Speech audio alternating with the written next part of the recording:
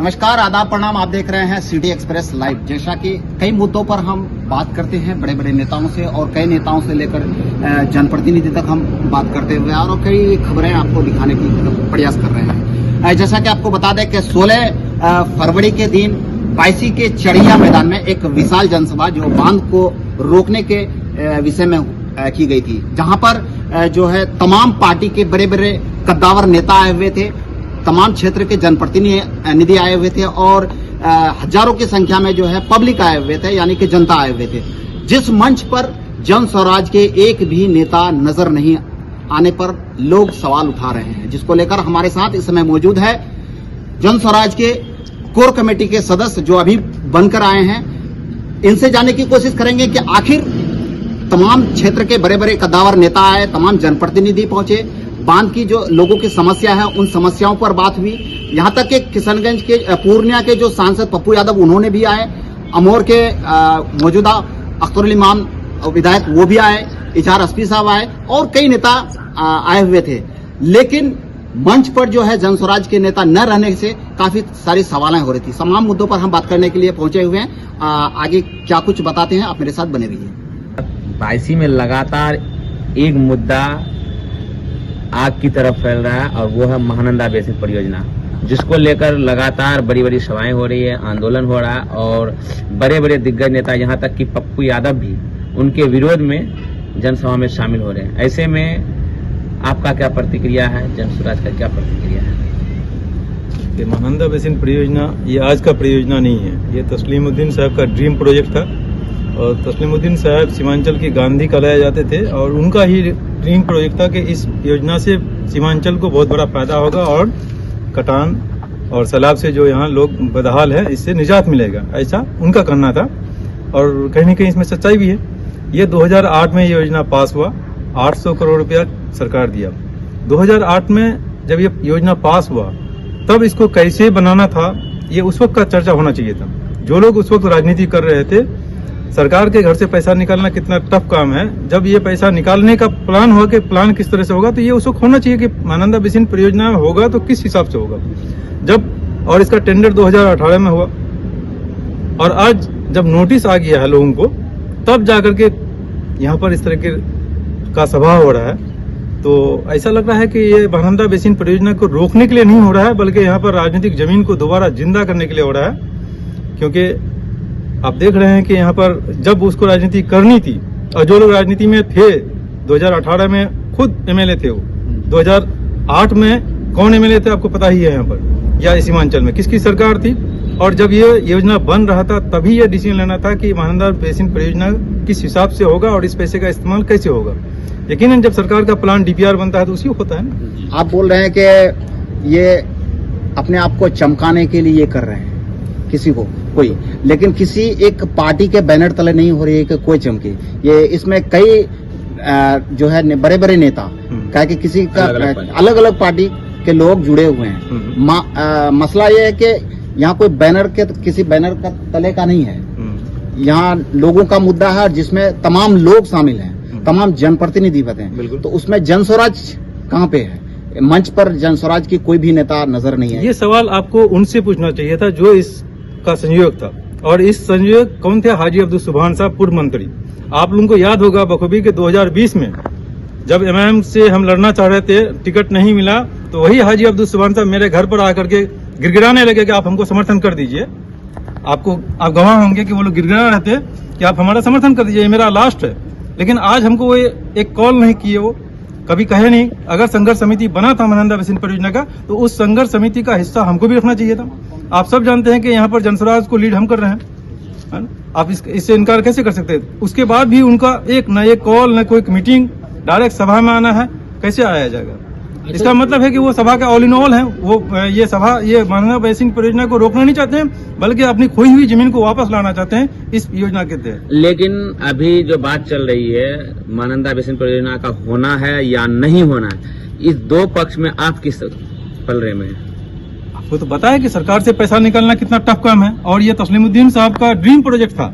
Mahananda basin परियोजना से फायदा होता, लेकिन फायदा इसलिए नहीं हो रहा कि ये प्लान जो नदी के किनारे से 1 किलोमीटर दूर में जो बांध बनने का, जब ये प्लान बना था तभी से उन लोगों की जिम्मेदारी थी जो लोग राजनीति में थे, जो एमएलए थे, जो मंत्री थे। जब टेंडर बना, जब इसका डीपीआर बना, तब आप एमएलए थे, तब आप कुछ नहीं किए। जब आज जमीन पर उतरने वाला है तो आज आप उसके विरोध में हैं। इसका मतलब है कि आप विरोध में नहीं हैं, आप कुछ नहीं कर सकते हैं। आपको अगर इसका विरोध करना है तो यहाँ से आप ये आंदोलन से विरोध नहीं हो सकता है, क्योंकि बहुत लेट कर दिया आपने। तो आपका निशाना किस ओर है? यहाँ पे अमोर के भी विधायक आए हुए हैं, क्या कहते हैं, बलरामपुर से भी है, कदवा से भी है, यानी कि कटिहार डिस्ट्रिक्ट के भी कई नेता हैं, किशनगंज के भी नेता हैं। सच्चाई ये है कि परियोजना से आप देखिए, सरकार जहां भी जमीन एक्वायर करती है, चाहे वो कि एयरपोर्ट का हो, आज बिहार में कई जगह एयरपोर्ट बन रहा है, उसके लिए जमीन एक्वायर होती है, वहां पर लोग विरोध करते हैं जी। तो योजना से तो फायदा होता ही है, और योजना से फायदा कहीं न कहीं दूर में है। जहां पर सिंगल एक नदी है अगर है तो वहां फायदा होगा। जैसे कटिहार के उधर में फायदा होगा, इधर उत्तर में जाएंगे आप, जहां कनकी अकेले एक नदी है, महानंदा अकेले एक नदी है, वहां पर फायदा होगा क्योंकि एक नदी। लेकिन 22 एक जंक्शन है नदियों का, यहाँ पर सिर्फ बांध ही बांध होगा, इसलिए यहाँ पर विरोध होना चाहिए। लेकिन ये चीज हम तो ये शुरू में होना चाहिए, ये हम कहना है कि जब ये इसका डीपीआर बन रहा था, जब इसका प्लान बन रहा था, जब ये ड्रीम प्रोजेक्ट बन रहा था, अब जब पैसा आ गया है, टेंडर हो गया है, नोटिस हो गया है, तब जाके विरोध कर रहे हैं। कहीं ना कहीं आप इस बात को कह रहे हैं, हमारे द्वारा भी सवाल हुआ था कि आप पहले क्यों नहीं गए, लेकिन पूर्व मंत्री का कहना है कि उस समय भी वो लिख कर दिए हैं, उनका आज भी उनके पास सबूत है कि वो कहे थे बंद होना चाहिए, लेकिन वो स्थगित कर दिया गया था, ये पुनः रेडी हुआ, इसलिए आज विरोध तेज हुआ है। आप एमएलए थे उस वक्त, आप सदन में आवाज उठाना चाहिए। 2018 में टेंडर हुआ है, 2008 का प्रोजेक्ट है, 2008 में 800 तस्लीमुद्दीन साहब का ये दोबारा तस्लीमुद्दीन का आप नाम ले रहे हैं। तस्लीमुद्दीन का सपना था, बिल्कुल सही है, लेकिन तस्लीमुद्दीन साहब ये नहीं चाह रहे थे कि 1 किलोमीटर दूर हो। उनका कहना, उनका जो प्रोजेक्ट था कि नदी के किनारे, यही तो कहना है कि राजद के ही तस्लीमुद्दीन साहब थे और राजद के ही मंत्री साहब थे जी। और तमाम जो आज जो अख्तरुल ईमान साहब का बदलते हैं वो भी राजद में थी, जबकि बात है तब राजद में ही थे। तो ये तमाम लोग जो आज नेतागिरी चमकाने के लिए कर रहे हैं, इसका विरोध कर रहे हैं, ये विरोध नहीं कर रहे हैं, ये सिर्फ पॉलिटिकल और राजनीतिक लाभ के लिए ऐसा कर रहे हैं कि लास्ट हो गया ये, जब जमीन पर उतरने लगा, नोटिस आ गया है एक्वायर होने के लिए, तब जाके आप इसका विरोध कर रहे हैं। इतना बड़ा जनसभा में अगर जन स्वराज को दरकिनार रखा गया है तो ये किस ओर इशारा करता है? ये डर है, ये जन स्वराज का डर है, ये शाहनवाज का डर है कि जिस शाहनवाज के पास वो 2020 में आए थे और जो 2020 में दोनों को के खिलाफ में एक माहौल बना था, दोनों को लोगों ऐसी के लोगों ने रिजेक्ट करके एक माहौल बनाया था कि यहाँ से एक तीसरा चेहरा होगा, लेकिन ये हमारे मक्कार मिल्लत अख्तरुल ईमान साहब की वजह से जमात नहीं होगी और इमाम पुराना हो गया। आप लोगों ने देखा, तब हाजी अब्दुल सुभान साहब हमारे पास आए थे कि हमको सपोर्ट कीजिए, लेकिन आज वो एक कॉल नहीं कर सकते हैं। अगर वो एक कॉल कर लिया तो आप जाके पूछ लीजिए उनको कि क्यों नहीं कॉल किया। और हम यहाँ एक पार्टी को रिप्रेजेंट करते हैं और इससे पहले भी यहाँ पर हम कर चुके हैं, 2020 में साबित कर चुके हैं कि आप दोनों के खिलाफ में यहाँ पर एमआईएम का माहौल बना था, मतलब तीसरे चेहरे का डिमांड था और तीसरा पार्टी का डिमांड था। आप लोगों ने 22 की और डगरवा की जनता ने दरकिनार कर दिया था और लोग एक पार्टी की ओर आकर्षित हुआ। अच्छा, आप बोल रहे हैं कि शाहनवाज से डर है, किसको शाहनवाज से डर है? अमोर वाले को, 22 वाले को, या फिर कटिहार वाले को? सभा के ऑर्गेनाइजर को, जो ऑर्गेनाइजर को आपसे डर है, जिसने 10 बार इलेक्शन रहा, 6 बार उन्होंने विधायक रहा है, 4 बार हार हुई, 1 बार मंत्री रहा, तो वो आपसे किस लिए डरेंगे? वो इसलिए डरेंगे कि आज उनको मतलब राजनीतिक जमीन खोई हुई नजर आती है। आज उनको खोया हुआ लग रहा। अगर वो 6 बार का विधायक है, मंत्री है, तो आपके जल संसाधन मंत्री थे शायद वो। क्या किया आपको तो उसी पीरियड में सब कुछ कर लेना था। अभी आपदा प्रबंधक मंत्री उसी राजद के शाहनवाज साहब बना था, जो कि क्या कर दिए? अभी मस्तान साहब मंत्री बने, सीमांचल के हर विधानसभा में मंत्री बना है, और सीमांचल के विधानसभा में मंत्री बनने का मतलब बिहार में सरकार बना है नहीं तो बनता ही है, लेकिन सीमांचल में भी सरकार बना है बारी बारी से। कभी अमोर में बना है, कभी 22 में बना है, कभी जोकी में बना है, कभी आपका जितने भी है, आपके जावेद साहब वो बने हैं, 1964 से एमएलए हैं। जावेद साहब के एमपी जो एमपी हैं वो 2 बार के एमपी हैं, पहले एमएलए रहे, उनके पिताजी एमएलए हैं। कोई एक उपलब्धि बता दे जावेद साहब कि 1964 से सीमांचल के लोग उनको एमएलए एमपी मंत्री बनाए हैं, क्या अचीवमेंट है? आप सिर्फ बीजेपी को हराने के नाम पर आपको वोट दे करके आपको सिर्फ लोकसभा और राज्यसभा विधानसभा भेजा जाएगा। आप बार बार कह रहे हैं कि वो अपना जमीन चमकना चाहते हैं, किनका निशाना कर रहे हैं? अख्तरुल ईमान का जमीन खुद चमका हुआ, वो विधायक हैं। पप्पू यादव आए थे, उनका जमीन चमका हुआ, वो ऑलरेडी एमपी हैं। जावेद साहब भी ऑलरेडी एमपी हैं। अजहर एसपी आए थे, वो भी ऑलरेडी एमएलए हैं। आप एक जो इस सभा का संयोजक था जो ऑर्गेनाइजर जो हाजी अब्दुल सुभान साहब पूरी तरह से जो कर रहे थे उनके बारे में, जाहिर सी बात है वो तमाम लोग गेस्ट थे, जो होस्ट थे, उस होस्ट की जिम्मेदारी होती है कि तमाम लोगों को बुलाना। अगर हम चरिया पंचायत में 24 घंटा में से 10-12 घंटा चरिया पंचायत में रहते हैं, आपको पता ही कि चरिया पंचायत में हम रहते हैं और बाईसी में रहते हैं, लेकिन ये नॉट ए सिंगल कॉल।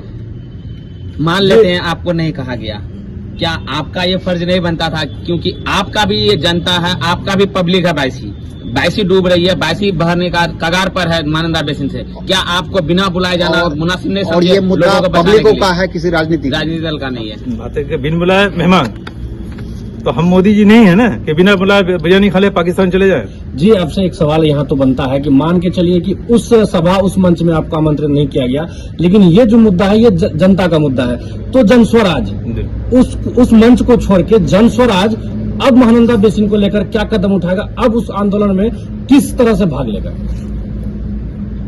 जब इसके लिए जो करना पड़ेगा और सामूहिक, अगर ये महानंदा बेसिन परियोजना संघर्ष समिति बनाया है तो उसमें सभी पार्टी के घटक दल के रहना चाहिए। पहले तो संघर्ष समिति है या नहीं है, संघर्ष समिति में है कौन कौन, इससे पहले भी जितने भी संघर्ष समिति बना है, हम एएमयू का जो धरना हुआ था किशनगंज में, हम उसमें थे, आप भी थे। अब बीएड बाईसी का डिग्री कॉलेज संघर्ष समिति उसमें हम थे, सुरजापुरी का आरक्षण का मामला था उसमें हम जिला अध्यक्ष हैं और उसमें शुरू से रहे, और इसमें भी ठाकुरगंज में जो प्रोग्राम हुआ था और बाईसी में जितने भी प्रोग्राम होता उसमें सब में रहते हैं। आखिर क्या वजह है कि यहाँ पर हमको नहीं कहा गया? अगर आपको नहीं रखा गया संघर्ष समिति में, क्या शाहनवाज आलम जो जन स्वराज को भी यहाँ से रिप्रेजेंट कर रहा है, पब्लिक के लिए महानंदा बेसिन परियोजना को लेकर कहाँ है? हम अपने पार्टी आलाकमान जो हमारे सूत्रधार प्रशांत किशोर जी हैं उनसे हम बात रखे हैं और पार्टी का जो दिशा निर्देश होगा हम उस हिसाब से काम करेंगे। वो तमाम लोग एक साइड होकर के महानंदा बेसिन के लड़ रहे हैं, तमाम पार्टियां एक साथ लड़ रही है, आप जन स्वराज क्या अकेले लड़ करके क्या लोगों का समाधान कर पाएंगे? जाहिर सी बात है, एक डर है जो पटना में जो बीजेपी का डर दिखा के जो वोट लेती है, चाहे यहाँ के एमएलए हो, एमपी हो या फिर पटना के जो पार्टियां हैं, जो सिर्फ बिहार में बीजेपी का डर दिखा के कुछ लोग वोट लेते हैं और कुछ लोग लालू का डर दिखा के वोट लेते हैं। जाहिर सी बात है, जो बीजेपी है वो लालू का डर दिखा के वोट लेते हैं कि बिहार में जंगल राज आ जाएगा, बीजेपी को वोट करो। और कुछ लोग जो मुसलमान है, अल्पसंख्यक है, उसको लोग बीजेपी का डर दिखा के वोट लेते हैं। तो ये डर से जो वोट लेते हैं उसी का तोड़ है जन स्वराज। यहाँ इनका कहना है कि यहाँ पर सब आए, कोई डर से नहीं, आप अपने बच्चों के लिए अपने प्रॉब्लम जो आपके बाईसी में या पूरे बिहार में जहाँ भी जो समस्या है उसको देकर वोट करें।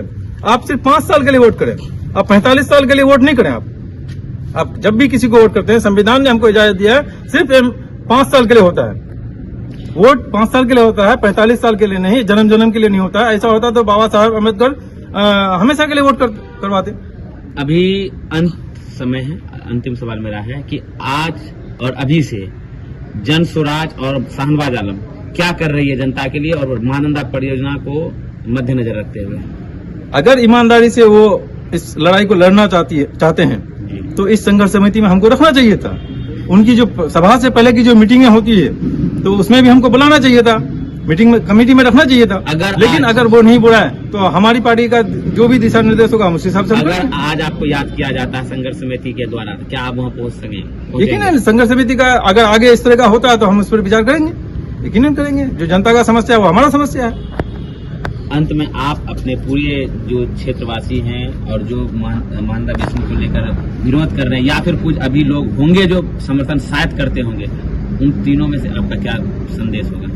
हम भी महानंदा बेसिन परियोजना के विरोध में है कि ये जो बांध बनने का जो 1 किलोमीटर के दूरी पर है, इस बारे में हमने एसडीओ साहब से कई बार बात की है कि जो महानंदा में जो गाद है इसकी निकासी होनी चाहिए। जो गाद जो फरक्का बैरेज बनने के बाद जो गाद बना है इसको निकालना चाहिए और नदी के किनारे जो बोल्डर पिचिंग है उसको करने से हो जाएगा। क्यों? आप मिसाल है आपके 1964 से डगड़ा पुल में तमाम नदी की पानी कनकई परवान कनकई और महानंदा की पानी डगड़ा ब्रिज में पास हो रहा है और वहाँ बोल्डर पिचिंग किया गया है डगड़ा ब्रिज के पूर्व साइड में। अगर बोल्डर पिचिंग कर दिया जाता देखिए ना वो तमाम पानी ब्रिज से या नदी के उसी नदी से पास हो जाएगा। तो फंड को डाइवर्ट करने की जरूरत थी, डीपीआर बनाने के टाइम में ये काम करने की जरूरत थी जो 2018 में हुआ था और ये तब हुआ था जब हमारे आदरणीय हाजी अब्दुल सुभान साहब एमएलए थे। जब आप पुनः बांध को लेकर के विरोध कर रहे हैं और विरोध में हैं तो फिर आप मंच की तलाश क्यों कर रहे हैं? हम उस मंच की तलाश कर रहे हैं जिसका ऑर्गेनाइजर, जिसके आयोजक हाजी अब्दुल सुभान साहब थे। उस मंच की बात हो रही है यहाँ पर। नहीं तो फिर आप उस मंच की तलाश की अब क्या आवश्यकता नहीं, क्योंकि आप लोगों के हित में हैं और बांध के विरोध में हैं, तो फिर जन स्वराज की तरफ से अब क्या कुछ होने वही तो पता है कि पार्टी आलाकमान का जो निर्देश होगा वो हम करेंगे। लेकिन अगर संघर्ष समिति में है और संघर्ष समिति आगे कुछ काम करना चाहती है और उसमें हमको अगर रखना चाहेंगे तो हम उस पर विचार करेंगे। लेकिन अब तक जो प्रोग्राम 22 में दो बार प्रोग्राम हुआ, आपने देखा पिछले साल भी प्रोग्राम हुआ था, तब भी हमको कॉल नहीं किया गया था। इसलिए तो कहते हैं कि ये डर है, ये लोग नहीं चाहते हैं कि यहाँ पर देखते सिर्फ ताकत मजबूत हो जिस तरह से 2020 में हुआ था, और ये होकर रहेगा इंशाल्लाह कि 2020 में जो हुआ था नई पार्टी के साथ पुराना नेता जीता था, इस बार 2025 में नई पार्टी जीतेगी, नया नेता जीतेगा इंशाल्लाह।